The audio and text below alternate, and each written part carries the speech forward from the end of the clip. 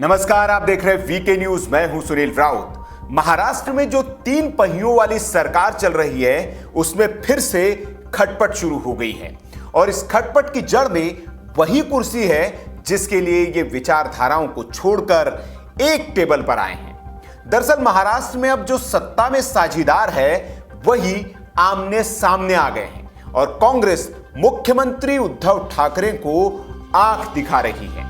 खबर है कि महाराष्ट्र विधान परिषद चुनाव में कांग्रेस ने अपने 2 उम्मीदवारों को मैदान में उतारकर सूबे के सीएम उद्धव ठाकरे का सिरदर्द बढ़ा दिया है। इसकी जानकारी खुद महाराष्ट्र कांग्रेस के अध्यक्ष बाला साहेब थोराट ने ट्वीट कर दी है। कांग्रेस की ओर से दूसरे उम्मीदवार बीड जिला कांग्रेस के अध्यक्ष राज किशोर होंगे। इसके पहले कांग्रेस शनिवार को ही कांग्रेस प्रदेश सचिव राजेश राठौड़ को उम्मीदवार घोषित कर चुकी है। वह इस चुनाव में शिवसेना की ओर से उद्धव ठाकरे और नीलम गोरे मैदान में हैं। नीलम गोरे महाराष्ट्र विधान परिषद में मौजूदा उपाध्यक्ष हैं। वही खबर है कि एनसीपी भी 2 सीटों पर अपने उम्मीदवार उतारने की तैयारी कर रही है।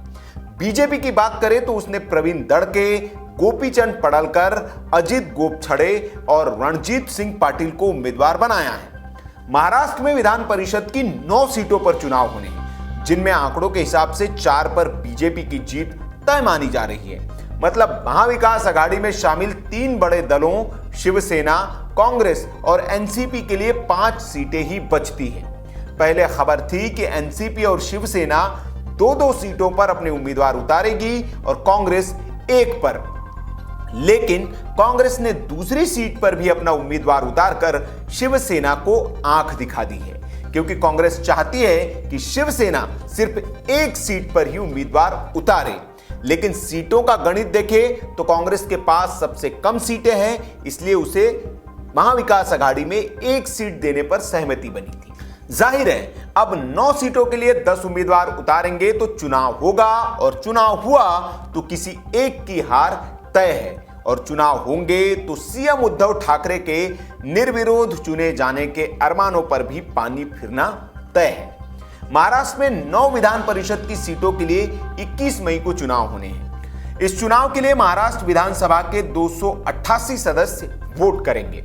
उद्धव ठाकरे ने महाराष्ट्र के मुख्यमंत्री के तौर पर 28 नवंबर को शपथ ली थी, इसलिए 6 महीने पूरे होने से पहले उन्हें विधानसभा या विधान परिषद के सदस्य के तौर पर चुना जाना अनिवार्य है, वरना उन्हें कुर्सी छोड़नी पड़ेगी। संविधान के मुताबिक अगर कोई विधानमंडल का सदस्य नहीं है और मुख्यमंत्री की पद की शपथ लेता है तो उसको 6 महीने के भीतर विधानमंडल के किसी भी सदन की सदस्यता लेनी होती है।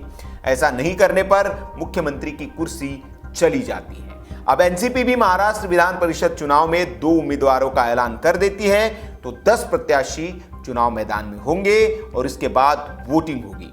चूंकि एमएलसी का चुनाव गुप्त मतदान से होता है, ऐसे में क्रॉस वोटिंग की संभावना बढ़ जाएगी। ऐसे सत्ता पक्ष हो या विपक्ष, दोनों ही क्रॉस वोटिंग का खतरा मोल नहीं लेना चाहेंगे और यह तभी संभव होगा जब कांग्रेस और एनसीपी में से कोई एक पार्टी 1 सीट पर लड़ने को राजी हो जाए या फिर शिवसेना अपने 1 उम्मीदवार का नाम वापस ले ले। आइए आपको महाराष्ट्र विधानमंडल का वो गणित भी समझा देते हैं जिसके दम पर सभी दल जीत को लेकर आश्वस्त हैं।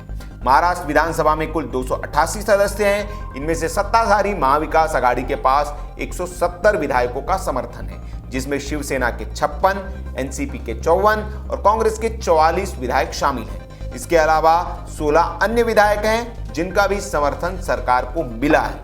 वही बीजेपी के पास कुल 105 विधायक है, जबकि 2 विधायक एआईएमआईएम असदुद्दीन ओवैसी की पार्टी और एक महाराष्ट्र नवनिर्माण सेना राज ठाकरे की पार्टी के पास है। इसके अलावा 10 अन्य विधायक भी हैं। विधान परिषद की 1 सीट के लिए करीब 29 वोटों की प्रथम वरीयता के आधार पर जरूरत है। महाविकास आघाड़ी की 5 सीटें और बीजेपी की 3 सीटें पूरी तरह से सेफ है, लेकिन बीजेपी की 4थी और महाविकास आघाड़ी की 6ठी सीट के लिए गठजोड़ की आजमाइश होगी। मतलब साफ है कि चुनाव के इस फेर में उद्धव की कुर्सी पर खतरा आ सकता है। अब इंतजार एनसीपी के दांव का है। क्या शरद पवार कांग्रेस की जिद के आगे झुकते हैं या फिर शिवसेना को ही समझौता करके अपने उम्मीदवार का नाम वापस लेना पड़ता है? ये देखना दिलचस्प होगा। या फिर 10 उम्मीदवार जब मैदान में होंगे तो चुनाव होगा तो उसका परिणाम क्या होगा, वो अपडेट भी आपको कराते रहेंगे। इस खबर पर हमारी पूरी नजर है। वीडियो अगर आपको अच्छा लगा हो तो इसे लाइक करें, शेयर करें और ऐसी खबरों के लिए आप हमारे चैनल को सब्सक्राइब कर लीजिए। वीडियो देखने के लिए आपका बहुत बहुत आभार। जय हिंद, वंदे मातरम।